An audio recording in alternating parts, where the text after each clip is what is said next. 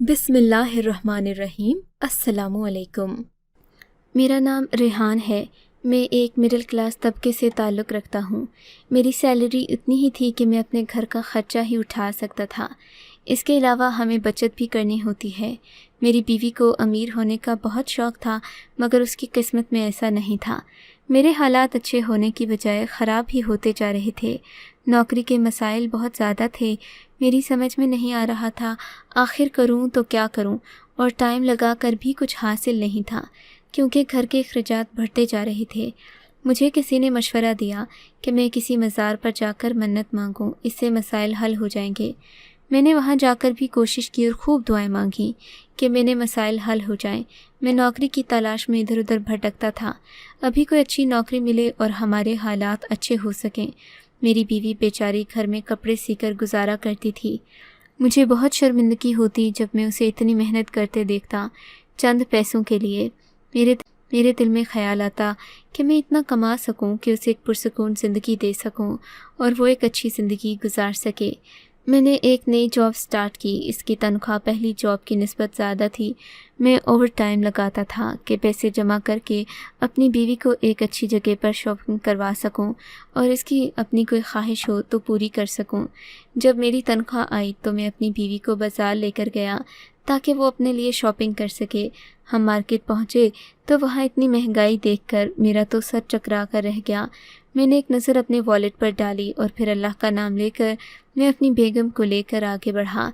शायद वो भी मेरी हालत समझ रही थी या क्या, मगर मेरी बीवी को कुछ भी समझ नहीं आ रहा था। न उसका दिल किया कुछ शॉपिंग करने का। मैंने उसे कहा कि वो अपने लिए जो चाहे ले ले, मगर वो राज़ी ही नहीं हो रही थी। उसका कहना था कि उसे कुछ भी पसंद नहीं आ रहा। उसने मुझे कहा कि उसे कुछ खाना है। शॉपिंग तो उसकी समझ रही थी। मैंने उसकी बात से इत्तेफाक किया, इसलिए एक दुकान पर आ गया जहाँ से हमने गोलगप्पे चाट वगैरह खाए। मैं बिल देने गया तो अपनी बीवी को कहा कि वो बाहर जाकर मेरा इंतज़ार करे। मैं जब बिल लेकर आया तो मेरी बीवी खड़ी थी, मगर उसके हाथ एक बच्चा भी था जो देखने में ही मिडिल क्लास लग रहा था। मैं उसके पास आया तो उसने मेरे आगे हाथ जोड़ दिए। उसने मुझे कहा कि उसकी माँ बीमार है और घर के काम करने वाला कोई नहीं है। अगर ये काम करेगा तो उसे इनाम मिलेगा। उसकी बात सुनकर मेरे माथे पर बल आ गए थे। मैंने उसे झड़का कि हम तुम्हारे नौकर नहीं हैं जो तुम्हारे घर जाकर काम करें। उसे बोलते मैंने अपनी बेगम का हाथ थामा और आगे बढ़ गया, मगर वो एक बार फिर हमारे सामने आया और रोने लगा। मेरी बेगम ने बेबसी से मुझे देखा तो मैंने उसे आंखों से इशारा किया। वो बच्चा रोने लगा। उसने कहा वो सच में हमें इनाम देगा अगर मेरी बीवी उसकी माँ जी की खिदमत करेगी और अल्लाह उसे बंगला देंगे। मेरी बीवी ने मुझे कहा इसे जाने दिया जाए, वो बच्चा मासूम है, क्या पता इस तरह करने से हमारे हालात ठीक हो जाएं। मैं सोच में पड़ गया, मगर फिर मैं बीवी को ऐसा बच्चे के साथ जाने भी नहीं दे सकता था। मेरी मदद करो, मैं इनको कोई सहारा नहीं। माँ बहुत बीमार है, अगर किसी ने इसका ख्याल नहीं रखा तो वो ऐसे ही बीमारों वाली ज़िंदगी गुजारेगी और एक वक्त आएगा कि वो मर जाएगी। मैं बहुत परेशान हूँ, मेरी मदद करो। तो मेरे आगे मुसलसल गिड़गिड़ा रहा था। मेरी बीवी उसे रहम भरी नज़रों से देख रही थी। मेरी समझ में नहीं आ रहा था कि आखिर क्यों तो क्या करूं। मैं कैसे एक अजनबी बच्चे पर भरोसा करके अपनी बीवी को उसके साथ भेज दूं। मेरी बीवी ने मुझे कहा कि हो सकता है ये अल्लाह ताला की तरफ से हमारे लिए आजमाइश हो, और अगर हम इस आजमाइश में नाकाम हो गए तो अल्लाह ताला हमसे नाराज़ होंगे। मैंने परेशानी से अपनी बीवी को देखा और कहा कि मुझे किसी पर यकीन है, मैं तुम्हें भेजकर कोई रिस्क नहीं ले सकता। मेरी बीवी बेचारी कभी मुझे देखती तो कभी उस रोते हुए बच्चे को। मेरी बीवी ने मुझे बोला कि मैं लाजमी जाऊंगी, आप यहीं रहें, मत जाएं। मैं ये सुनकर बहुत गुस्से में आ गया। मैंने उसे कहा एक तो मैं उसके भले के लिए सब कह रहा हूँ और वो मुझे ही छोड़कर जाने की बातें कर रही है। मेरा दिमाग ठीक ठाक ख़राब हो गया था। उसने मुझे बोला हम अपनी ज़िंदगी इतनी मुश्किल से गुजार रहे हैं, क्या अगर इस बच्चे की दुआ हमें लग जाए और हम नई ज़िंदगी शुरू कर सकें। उसकी बात पर मैं सोच में पड़ गया कि शायद ऐसा हो जाए। मैंने इस बच्चे की तरफ नज़र दौड़ाई जो मुझे ही देख रहा था। इसकी आंखों में नमी थी। मैंने लम्हों में ये फ़ैसला कर लिया, या मैंने अपनी बेगम को बोला क्या ठीक किया तुम जाओ, मैं भी तुम्हारे साथ ज़रूर जाऊँगा, ताकि कोई मसला हो तो मैं तुम्हारे साथ रहूं। میری بات پر وہ راضی ہو گئی۔ پھر ہم اس بچے کے ساتھ اس کے گھر کی طرف بڑھ گئے۔ اس کا گھر دیکھ کر میں حیران رہ گیا کیونکہ اس کا گھر میرے گھر سے بھی چھوٹا تھا۔ وہ ہم دونوں کو ساتھ لے کر اندر آ گیا۔ ہم دونوں اندر داخل ہو گئے تو پورا گھر کسی بھوت بنگلے جیسا لگ رہا تھا، ہر طرف مٹی، گندگی، بدبو۔ اس بچے نے بتایا کہ میری ماں کافی دنوں سے بیمار ہے اور گھر کو صاف کرنے والا کوئی نہیں، نہ ہی کوئی مدد کرنے آتا ہے۔ کچن میں برتنوں کا ڈھیر لگا ہوا تھا۔ میری بیوی نے مجھے کہا، آپ کو یقین آ گیا ہے؟ اب آپ جائیں، میں شام تک آتی ہوں۔ میرا دل تو نہیں مانا، لیکن پھر بھی بیوی کی وجہ سے میں اسے چھوڑ کر گھر آ گیا۔ میری بیوی نے وہاں پر پورا گھر صاف کیا، ہر چیز کو کھانا بنا کر دیا، روٹی بنا کر دی اور ان کو پانی بھر کر دیا۔ اس طرح کا سارا کام کر کے تقریباً 12 بجے کے قریب میری بیوی گھر میں داخل ہوئی۔ اس نے مجھے بتایا کہ وہ ہر روز کام کرنے جایا کرے گی۔ میں نے اس کو بولا کہ تم یہ نہیں کرو گی، مگر اس نے مجھے کہا کہ وہ اس کام کے مجھے پیسے دے گی، جیسے آج انہوں نے مجھے 3000 روپے دیے ہیں۔ میں نے اپنے شوہر کو 1000 روپے دیے ہیں۔ میں نے اپنے شوہر کو پلو میں بندھے 3000 روپے دکھائے۔ روز کے 1000 کے حساب سے مہینے کے اچھے خاصے پیسے بن جاتے۔ میری تنخواہ سے کم سہی مگر گزارے کے لائق تھے۔ میں اس کی بات سن کر چپ ہو گیا۔ اب یہ روز ہونے لگا۔ میری بیوی جہاں جاتی ان کا سارا کام کرتی، پھر وہ عورت میری بیوی کو پیسے دے دیتی۔ کبھی کبھی میں اس کے ساتھ جاتا اور باہر کے کام کرتا، اس کے بدلے میں مجھے بھی وہ پیسے دینے لگی۔ ہم دونوں ہی کم از کم گھر بیٹھے کچھ نہ کچھ تو کما رہے تھے۔ میری چند 1000 روپے کی تنخواہ میں ہمارا گزارا نہیں تھا۔ اس عورت کی طبیعت اچھی نہیں تھی، وہ اکثر بیمار رہتی اور اس کی حالت پر مجھے ترس سا آنے لگا کہ کوئی اتنا بیمار ہو سکتا ہے اور کیسے برداشت کر سکتا ہے۔ ایک دن میں جاب پر تھا کہ میرے فون پر میری بیوی کی کال آئی۔ میں نے کال اٹھائی تو مجھے میری بیوی کی پریشان سی آواز کانوں سے ٹکرائی۔ اس نے مجھے بتایا کہ بیگم صاحبہ کی طبیعت خراب ہو گئی ہے، انہیں ہمیں ہاسپٹل لے جانا ہے اور رات کے 9 بج چکے تھے۔ میں بھی جلدی سے اپنی بیگم صاحبہ کے گھر روانہ ہوا۔ راستے میں نے رکشہ کر لیا۔ رکشہ علاقے میں اپنی بیگم صاحبہ کے گھر پہنچا تو ان کی حالت بہت خراب تھی۔ میں نے اور میری بیوی نے مل کر ان کو رکشے میں بٹھایا۔ وہ اور ان کے بچے بہت پریشان تھے۔ وہ بچہ رو رہا تھا۔ میں نے اسے تسلی دی کہ اس کی ماں کو کچھ نہیں ہوگا۔ ہم سب اس بچے کی ماں کو لے کر ہسپتال آئے، جہاں ہم نے ان کا علاج کروایا۔ بیگم صاحبہ کے ٹھیک ہوتے ہی ہم نے ان سے رخصت لی۔ میں سوچ میں تھا کہ غریب بچے کی ماں کے پاس اتنا پیسہ کیسے آ سکتا ہے، آخر یہ معجزہ کیا ہے، کیونکہ وہ بچہ گاڑیاں صاف کرتا تھا۔ اچانک اس نے ہم سب کی مدد طلب کی اور ہمیں یہ دعا دی۔ اس واقعے کے بعد کی بات ہے کہ میں اپنی بیوی کو شاپنگ کروانے لے جا رہا تھا کہ ایک گاڑی صاف کرنے والا بچہ آ کر میری بیوی سے بولا، میری ماں بیمار ہے، خدا کے لیے میرے گھر چلو، اللہ تمہارے شوہر کو اپنا بنگلہ دے گا۔ ہم کرائے کے گھر میں رہتے تھے، اس لیے میری بچے کے ساتھ چل پڑی اور اس کے گھر جا کر کام بھی کر دیا۔ میں بیوی سے بہت ناراض ہوا، لیکن حیرت اس وقت ہوئی جب صبح اٹھا تو اپنے کمرے میں نہیں تھا بلکہ ایک بڑے بنگلے میں تھا۔ جو ہی کمرے سے باہر نکلا تو پاؤں تلے سے زمین نکل گئی، کیونکہ وہاں تو میری بیوی دلہن بنی۔ میں اپنی بیوی کو دیکھ کر سکتے میں تھا کیونکہ وہ دلہن بنی بیٹھی تھی اور اتنا بڑا بنگلہ۔ میرا منہ حیرت کی زیادتی سے کھلے کا کھلا رہ گیا۔ مجھے ہوش میں آتا دیکھ کر میری بیوی نے مسکرا کر مجھے سلام کیا۔ میں نے حیرت سے اسے دیکھا اور پھر غصے سے جھٹک دیا۔ اس نے حیرت سے مجھے دیکھا۔ میں نے اس سے کہا، یہ کس کا بنگلہ ہے؟ ہم راتوں رات یہاں کیسے پہنچے؟ میری بات پر اس نے ناسمجھی سے مجھے دیکھا۔ اس سے پہلے کہ وہ مزید کچھ بولتی، میں نے اس کا ہاتھ تھاما اور اسے لیے نیچے کی طرف بڑھا۔ اس نے ڈر کے مارے رک کر مجھے دیکھا اور کہا، ہم کہاں جا رہے ہیں؟ یہ ہمارا گھر ہے، ہم کہیں نہیں جائیں گے۔ اس کی بات سن کر میرا دماغ خراب ہو گیا۔ میں نے اسے کہا کہ میرے پیچھے صرف ایک بنگلے کی وجہ سے میں کسی کے بنگلے میں دلہن بن کر بیٹھی ہو۔ میری بات سن کر اس نے مجھے دیکھا اور رو رو کر کہنے لگی، میں غلط سمجھ رہا ہوں، ایسا کچھ نہیں ہے۔ میں نے بولا، میں غلط نہیں سمجھ رہا ہوں، وہ کیسے اتنا کر سکتی تھی؟ میں سب کچھ صحیح سمجھ رہا ہوں۔ ایک بنگلے کی خاطر وہ کسی اور سے شادی کر رہی تھی، نکاح پر نکاح، اتنا بڑا گناہ۔ اس نے مجھے کہا کہ میں ایک بار اس کی بات سنوں، آخر حقیقت کیا ہے، مگر میرا دماغ خراب ہو گیا تھا۔ میں نے اس کی کوئی بات نہیں سنی، میں اسے سنانے لگا۔ میں نے اس سے کہا، مجھے اس کی ضرورت نہیں، وہ میری زندگی سے بہت دور چلی جائے۔ نہ جانے مجھے کیا ہوا تھا جو میں اتنا ہائپر ہو رہا تھا۔ میرے چیخنے چلانے سے سر میں درد ہونے لگا تھا۔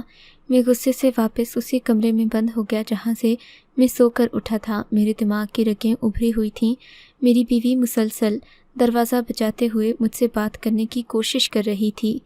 اس نے مجھے یہ صلہ دیا تھا میری محبت کا، میرے خیال کا، کہ ایک رات میں صرف پیسوں کے لیے وہ خود کو کسی اور کی دلہن بنانے کو تیار ہو گئی۔ میری پیٹھ پیچھے اس نے مجھے اتنا بڑا دھوکہ دیا تھا۔ نہ جانے کتنی دیر میں غصے سے کھولتا رہا اور جب باہر آیا تو میری بیوی گھر میں نہیں تھی۔ میں نے سارا گھر چھان مارا مگر وہاں کوئی نہیں تھا۔ میں نے باہر آ کر دیکھا، نہ تو کوئی چوکیدار تھا، نہ ہی کوئی ملازم جس کا یہ بنگلہ، وہ تو سرے سے تھا ہی نہیں۔ میں نے ہر جگہ اپنی بیوی کو ڈھونڈا مگر وہ کہیں بھی نہیں تھی۔ اب مجھے رہ کر اس کی فکر ہو رہی تھی کہ آخر وہ کہاں گئی ہوگی۔ دن سے شام اور پھر شام سے رات ہو گئی مگر وہ واپس نہیں آئی۔ اب مجھے بھی پریشانی لاحق ہونے لگی۔ آخر وہ جا کہاں سکتی تھی؟ جو بھی تھا وہ میری بیوی تھی۔ اس بنگلے کا مالک ابھی تک نہیں آیا تھا۔ تھک ہار کر میں وہاں دروازہ بند کرتا نکلا اور اپنے گھر کا رخ کیا۔ میرا گھر اتنا دور کیسے ہو گیا تھا آخر کہ میں نے وہاں الماری میں رکھے پیسوں میں سے پیسے لے لیے تھے، ورنہ میں تو برا پھنس جاتا۔ میں اپنے گھر پہنچا تو ایک اور جھٹکا میرا منتظر تھا۔ میرے گھر کو تالا لگا ہوا تھا۔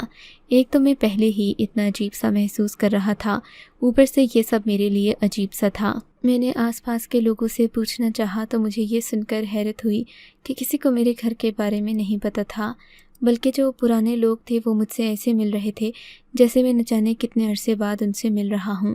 میں نے تنگ آ کر اپنے گھر کا تالا توڑا اور گھر کے اندر داخل ہوا تو ایک اور جھٹکا میرا منتظر تھا۔ میرا گھر مٹی کے ڈھیر کا بنا ہوا تھا۔ مجھے سمجھ نہیں آ رہا تھا، پہلے یہ بنگلہ اور میرا ابھی جو گھر مٹی کا ڈھیر بنا ہوا تھا، ایسا لگتا تھا نہ جانے کتنے سالوں سے اسے کھولا ہی نہیں گیا۔ میں وہیں سر پکڑ کر کھڑا ہو گیا کیونکہ میرے سر میں درد ہونا شروع ہو گیا تھا۔ ایسے لگ رہا تھا جیسے میں ابھی گر کر بے ہوش ہو جاؤں گا۔ میں اپنی سوچوں میں گم کہ گھر کا دروازہ بجا۔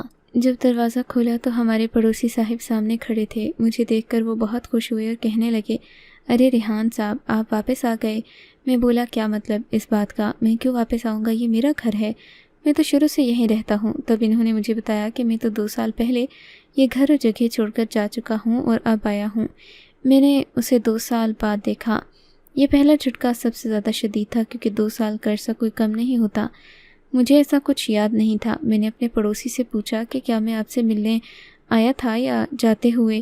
تو وہ بولے کہ نہیں، آپ کی بیگم آئی تھیں، وہ مجھے بتا کر گئی تھیں کہ آپ پہلے یہاں سے جا چکے ہیں تاکہ گھر کی سیٹنگ کر سکیں۔ ان کی بات پر مجھے جھٹکا لگا۔ خیر، میں نے ایسا کچھ بھی ظاہر نہیں کیا اور میں نے ان سے پوچھا کہ مجھے کچھ کھانے کو مل سکتا ہے؟ آپ گھر کے حالات دیکھ رہے ہیں اور کچھ بھی نہیں کھانے کو؟ میری بات پر انہوں نے خندہ پیشانی سے مجھے اپنے گھر کا کھانا کھلایا اور ان کی بیوی باتوں باتوں میں میری بیوی کی تعریف کرنے لگی۔ انہوں نے مجھے بتایا کہ آپ لوگوں نے بہت جلد ترقی کر لی، ورنہ اتنی جلدی اپنا گھر بنانا آسان کہاں ہوتا ہے۔ میں پاگلوں کی طرح ان کی باتیں سن رہا تھا کہ آخر یہ سب ہو کیا رہا ہے۔ اس پوری رات میں بری طرح مضطرب تھا کہ آخر یہ سب کیا ہو رہا ہے۔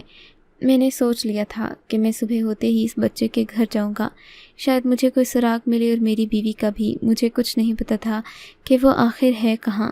صبح ہوتے ہی میں سب سے فریش ہوا۔ آئینے میں اپنا عکس دیکھتے ہی میں شاکڈ رہ گیا۔ میرے چہرے کی رنگت تبدیل تھی، آنکھوں کے گرد سیاہ حلقے تھے۔ یہ ساری تبدیلیاں میں کل سے نوٹ کر رہا تھا۔ میں نے خود کو پرسکون کیا۔ باہر آیا تو برابر والے ناشتہ لے کر موجود تھے۔ میں نے مرے دل سے ناشتہ کیا اور جلدی سے اپنی بیوی کو ڈھونڈنے نکل پڑا۔ سب سے پہلے میں نے اس گھر کے بچے کے گھر کا رخ کیا۔ وہاں کے حالات دیکھ کر بھی مجھے جھٹکا لگا کہ ایک دن میں کیسے وہ سب ٹھیک ہو سکتا۔ میں نے دروازہ کھٹکھٹایا تو وہ بچہ باہر آیا۔ پہل تو میں اسے دیکھ کر صدمے میں چلا گیا۔ میں نے اس سے پوچھا کہ اس کی ماں کہاں ہے تو وہ مجھے لیے اندر داخل ہوا۔ اپنی ماں کو میرے آنے کا بتایا۔ وہ مجھے دیکھ کر بہت خوش ہوئی اور جو بات اس نے مجھے بولی اس نے میرے قدموں سے زمین کھینچ لی تھی۔ اس نے مجھ سے کہا کہ میں اب کیسا ہوں اور اب کوما سے باہر کب آیا۔ کوما؟ میں نے اس لفظ کو دہرایا اور پھر انہیں کہا کہ میرے ساتھ کیا ہوا تھا مجھے بتائیں۔ اس عورت نے ناسمجھی سے مجھے دیکھا تو میں نے اسے کہا کہ مجھے کچھ بھی نہیں بتا، پلیز مجھے بتاؤ۔ تب اس نے گہرا سانس بھرا، اپنے بیٹے کو اشارہ کیا جو کہ دروازے پر کھڑا تھا۔ وہ جلدی سے میرے لیے جوس لے کر آیا۔ اس نے عورت سے بات کا آغاز کیا اور مجھے بتانا شروع کیا۔ مجھے بتایا کہ روز کی طرح ہم میاں بیوی اس کے گھر کام کر کے واپس گئے، پھر میں گھر جا کر سو گیا، مگر اچانک آدھی رات کو میرے سر میں درد شروع ہو گیا۔ میں درد سے بے حال بے ہوش ہو گیا۔ یہ بات تب اس نے مجھے بتایا کہ میری بیوی نے اس سے مدد مانگی اور وہ دونوں مجھے ہسپتال لے کر گئے۔ وہاں پتہ چلا کہ میرے دماغ کی نس میں مسئلہ ہوا ہے اور میں کوما میں چلا گیا ہوں۔ میں 2 سال سے کوما میں رہا۔ اس تمام عرصے میں مجھے میری بیوی نے اسی گھر میں رکھا تھا۔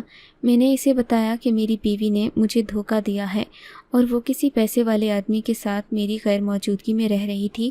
کل وہ اس کی دلہن بنی ہوئی تھی۔ میری بات سن کر اس عورت کو شدید جھٹکا لگا تھا۔ اس نے مجھے بتایا کہ ایسا کچھ نہیں ہے، میری بیوی نے کسی سے شادی نہیں کی۔ تب وہ بچہ میرے پاس آیا اور میرے قدموں میں بیٹھ گیا۔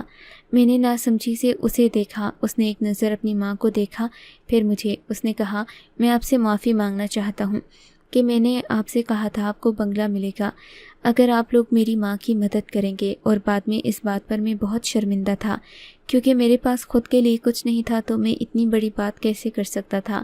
میں روز اللہ سے دعا مانگتا کہ وہ آپ لوگوں کو آپ کی نیکی کا اجر دے۔ جب میں کوما میں گیا تو میری بیوی پر بہت برا وقت آیا۔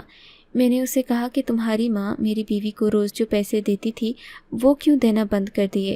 میرے اس سوال پر ان دونوں نے شرمندگی سے سر جھکایا اور پھر بتایا کہ وہ عورت میری بیوی کو پیسے نہیں دیتی تھی بلکہ وہ اس کی جمع پونجی تھی۔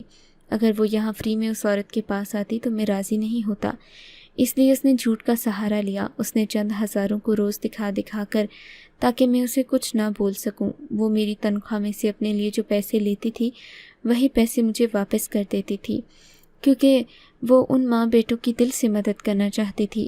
ان دونوں نے مجھے بتایا کہ میرے کوما میں جانے کے بعد وہ مختلف گھروں میں کام کرنے لگی تھی۔ وہ ایک بنگلے میں کام کرتی جس میں صرف ایک بوڑھی عورت رہتی تھی۔ اس کی کوئی اولاد نہیں تھی اور وہ ملازموں کے بھروسے پر تھی۔ میری بیوی نے اس کا خیال رکھا، اپنی ماں کا درجہ دیا، جس کی بنا پر جب وہ مری تو اپنا بنگلہ میری بیوی کے نام کر کے مری۔ اور اس نے مجھے کوئی دھوکہ نہیں دیا بلکہ اس نے جو پرائز بونڈ لیا تھا اس کا انعام نکلا، اسی پیسوں سے اس نے میرا علاج کروایا اور ان دونوں ماں بیٹے کی بھی مدد کی۔